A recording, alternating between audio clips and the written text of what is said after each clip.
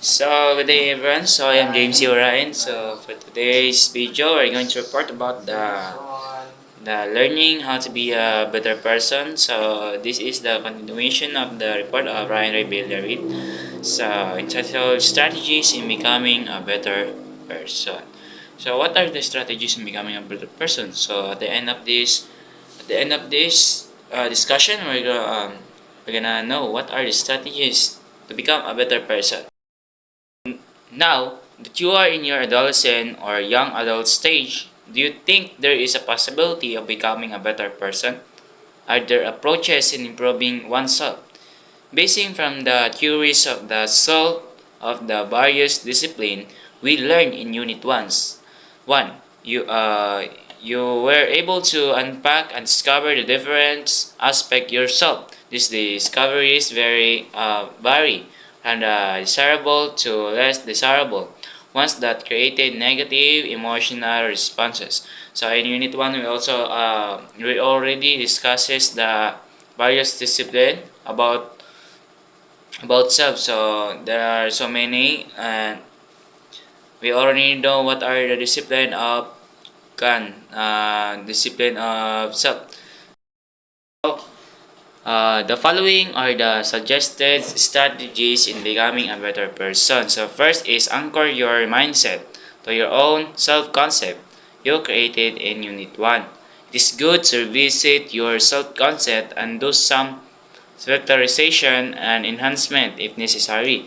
Self-concept enables an individual to track a clear self-direction and craft smart goals. The various theories you learn from the different discipline are good inputs to enable a student to appropriate the importance knowing oneself. So, ang self-concept daw is can help you to so you must kuan you know kanang ang sa self-concept kanang a self-concept daw is enable you individual to track a clear direction.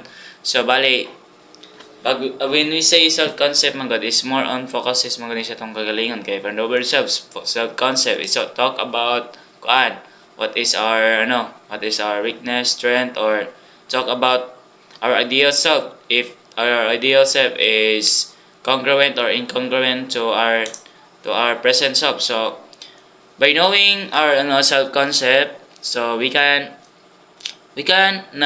nang makuha na to kanang pwede na to bitaw kanang pwede ta makakuan ba kana bang ma-improve as a person bitaw.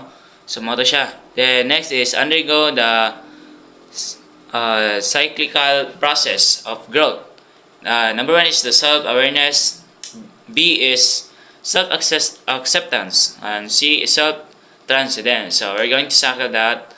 So next, we have three process of growth. Then also, first is the self-discovery, unveiling of one personality, his or her goodness, giftedness, and beauty within.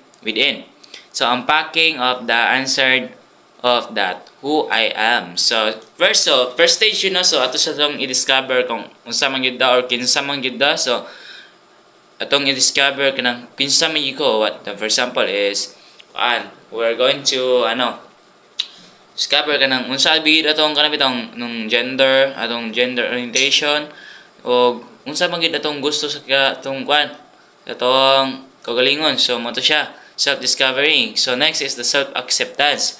So honest acceptance of what you and others see about yourself. It is easier to accept that what the person sees to him or himself or herself rather than what others see his or her personality.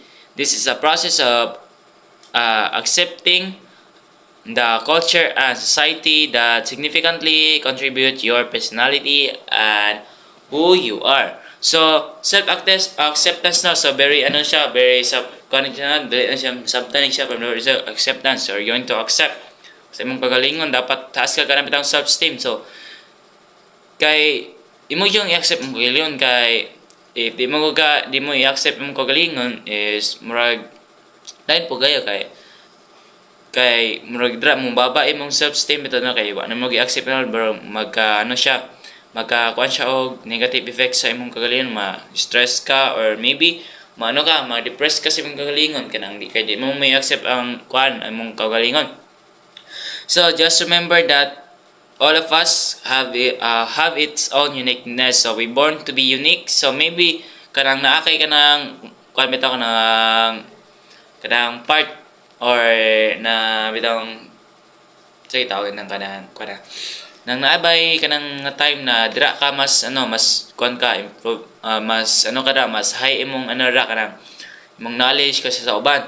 So bali we have our own differences. So that's why we call kuan so unique. So we must accept our gyud self para magkuanta ka ng to become a better person. So first second thing to do is we're going to accept ourselves because kay di man kita di mo punta gud mo kan god mo kana bitaw di mo grow bitaw as a person if dili ta ka mag-accept sa kagalingon. So accept who you are. So next is the self-transcendence. So ability to go beyond what is seen as unpleasant, undesirable, wrong, or mistake. Failure to being a new person through the proper judgment and decision decision. This is an act of transforming oneself to a better person. So nasa na self-transcendence. So when we say self-transcendence mga god kanang murag magkuan bitaw ka kana na magkuan ka kanang it is an act of kuan bitaw transforming oneself to be a better dili so mo na siya ang kuan mo na siya ang last na process of growth bitaw kanang Andre is imo nang i-kuan bitaw i-examine kung unsa man gid ang mga pamaagi bitaw na para gyud mas successful kanang dili failure ang imong kuan bitaw. So later on ma-discuss na nato na siya. So next slide.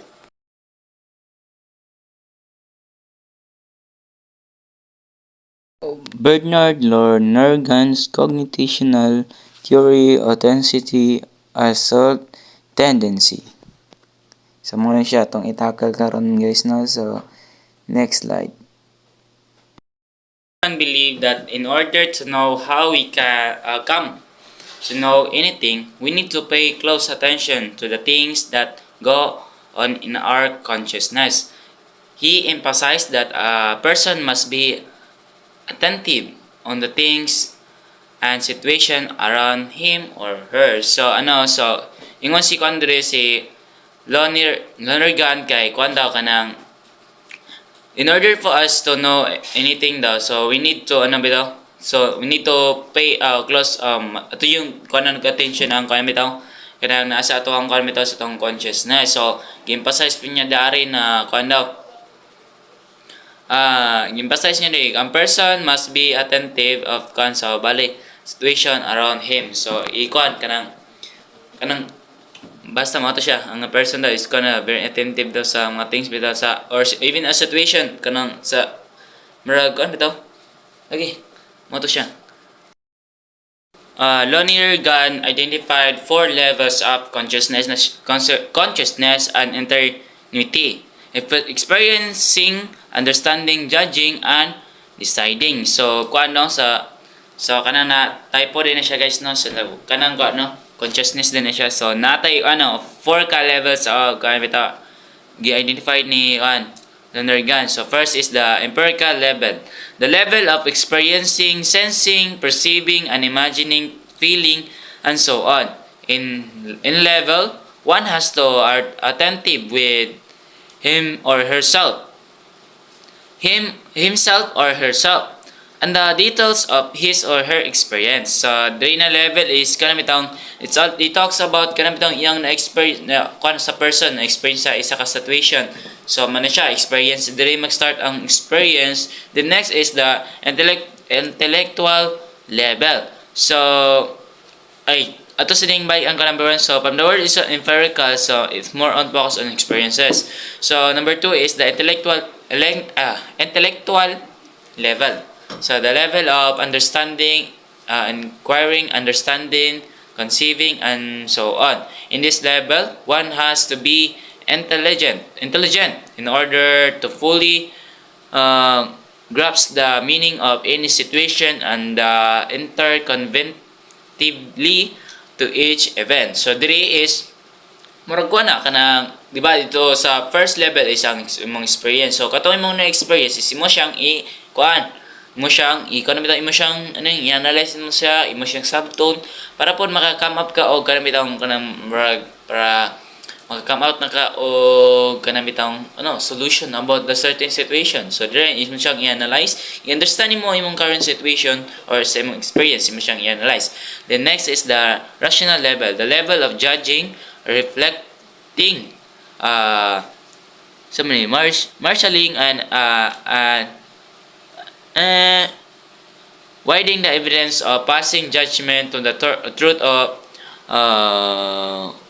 falsity of the certainty or probability of the statement. In this level, one has to be rational, just and fair applied values before marking any judgment. It is imperative to apply all the theories and discipline he or she has learned. So dire is imo nang i-judge kato bilang kan, imo nang i-judge kato imo nahimo na kan sa imong pag-understand sa imong situation. So bali dito mag-create ka og kanang kan, mag-create ka og kabrang mag-create ka og kanang bitang kan bitaw understanding about sa certain situation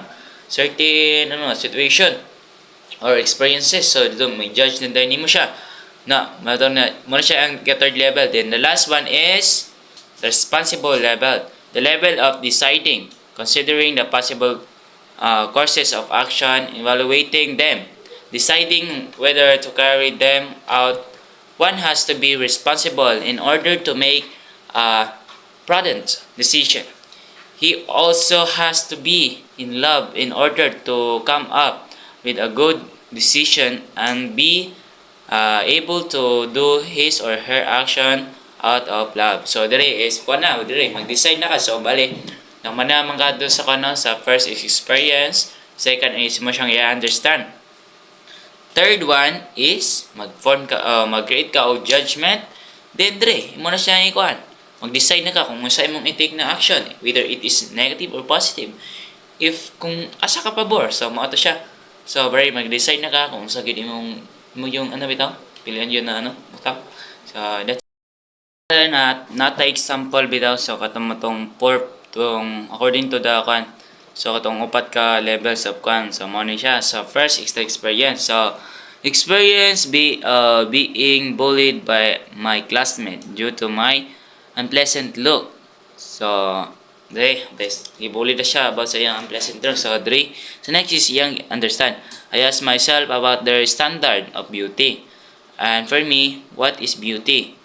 Would I be affected by the way they look at me? I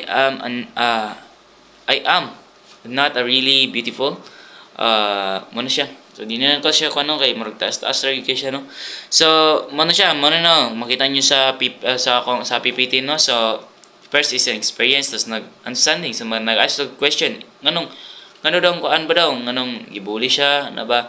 So next is so judgment. So based from the value of self-love and God love, I am beautiful despite the imperfection that I have. I am beautiful. So nag-judging na siya. So once siya murag accept niya yung kuan bitaw na nganong kailangan man ko ng mabad na sa bitaw. So gihimo ko ni God na as a beautiful bitaw kay wala magigihimo diri sa kalimutan na bitaw. So mo to siya. So nag-form siya judgment, and then the last one is decision. So bari dre sa inyo makita dre na kung bitaw murag ikon sa iyang mind na dili siya affected itong nahitabo siya kay affected man siya ato na kuan man na sa iyang perspective siyang bitaw siyang yung is papa siya. So wala siya pakian ng mga uban na pang istorya dira. As long as kapahulaw siya na karang worth it bitaw siya or sa iyang kagalingon is kamaw siya sa iyang kagalingon na papa siya. So that is the comment out. So ato rin yung una na we must accept ourselves kay we all know we have our own uniqueness. So to become a better person or maybe to become a better person na need yun mo i-accept yung kagalingon imong kagalingon. So So that's all about my report. Thank you for watching everyone and good day.